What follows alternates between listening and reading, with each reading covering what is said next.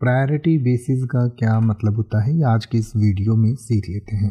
Priority basis का मतलब होता है प्राथमिकता के आधार पर, यानी कि कोई भी ऐसी चीज़ होती है जिसको ज़्यादा महत्व देना चाहिए या ज़्यादा प्रायोरिटी देनी चाहिए, तो उसके लिए कहा जाता है प्रायोरिटी बेसिस। यानी कि जैसे मान लीजिए अस्पताल में 2 मरीज़ जाते हैं, एक को बुखार है और दूसरे का भयानक एक्सीडेंट हुआ है, तो अस्पताल को किसका इलाज पहले करना चाहिए?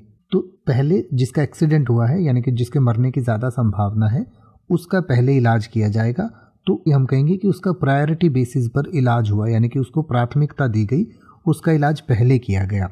इसी तरीके से मान लीजिए कि कोई एक व्यक्ति है और एक व्यक्ति की उम्र 80 साल है और एक व्यक्ति की उम्र जो है वो 20 साल है, और उनका मान लीजिए कोई अंग है वो ख़राब हो गया और वो अंग डोनेट करने वाला एक ही व्यक्ति है, तो किसको वो अंग पहले लगाया जाएगा, 80 साल वाले को या 20 साल वाले को? क्योंकि 80 साल वाला जो व्यक्ति है वो अपना जीवन लगभग पूरा कर चुका है, तो उस केस में जो 20 साल वाला व्यक्ति है उसको प्रायोरिटी दी जाएगी, उसको प्रायोरिटी बेसिस पर वो अंग दे दिया जाएगा। तो इस तरीके से किसी भी चीज़ को दूसरी चीज़ की तुलना में ज़्यादा अहमियत दी जाती है तो उसको प्रायोरिटी कहा जाता है, और उस आधार पर कोई फैसला किया जाता है तो उसको प्रायोरिटी बेसिस कहा जाता है। तो जैसे कि अगर आप ये कहें कि अस्पताल आपातकालीन मामलों का प्राथमिकता के आधार पर इलाज करता है, तो आप कह सकते हैं the hospital treats emergency cases on a priority basis.